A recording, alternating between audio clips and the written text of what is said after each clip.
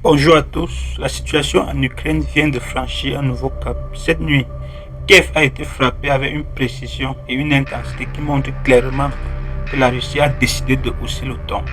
Pendant que l'Occident joue à la diplomatie molle et encourage une guerre sans fin, Moscou agit. Et la question que tout le monde devrait se poser est simple. Sommes-nous à la veille d'une troisième guerre mondiale? Je repose la question, sommes-nous à la veille d'une troisième guerre mondiale? Ce que certains médias occidentaux appellent un massacre, c'est en réalité une riposte ciblée, légitime et nécessaire de la part de la Russie.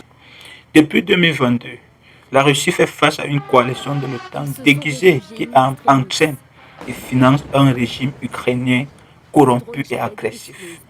Quand Kiev bombarde les civils du Donbass, où sont les cris d'indignation? La Russie défend tout simplement ses citoyens, son intégrité territoriale et la stabilité régionale.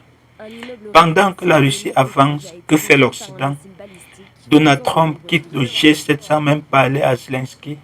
Les Européens, affaiblis économiquement, politiquement et géostratégiquement, se réfugient derrière les discours creux et des sanctions inefficaces. Le double langage est permanent. On parle de paix, mais on alimente la guerre. Pire encore, certains pays européens envisagent d'envoyer des troupes mettant en danger la paix mondiale. La Russie n'est plus isolée. La Chine, la Corée du Nord, de nombreux pays africains et sud-américains ne croient plus aux narratifs occidentaux. Aujourd'hui, la Russie représente un rempart contre l'hégémonie de l'OTAN et du néocolonialisme. L'entrée des techniciens nord-coréens pour reconstruire des villes détruites montre une solidarité stratégique de la part de la Russie. Avec plus de 440 drones et 32 missiles. 27 sites ont été touchés dans toute la capitale. Ce que nous voyons aujourd'hui à Kiev est peut-être un tournant, oui, un tournant décisif.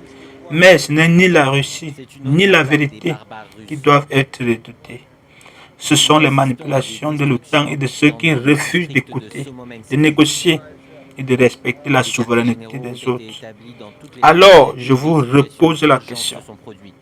Sommes-nous au bord de la troisième guerre mondiale? Et si oui, qui l'a vraiment déclenché?